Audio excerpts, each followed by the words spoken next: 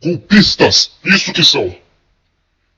Quem quer impeachment, quem quer a deposição de uma presidente eleita democraticamente, são golpistas.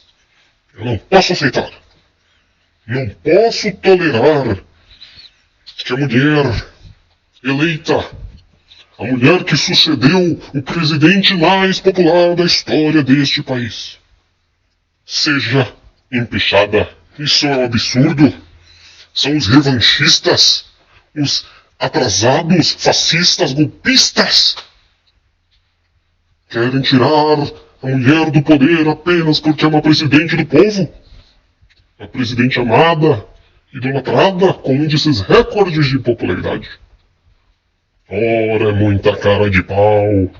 Os elitistas e a mídia golpista todos atacando o presidente. De que eles têm medo? Dos pobres dos aeroportos? Das famílias que agora viajam para Disney? Da praia grande lotada aos finais de semana? Do povo que bebia Itaipava e agora bebe Heineken? Golpistas! Impeachment não terão!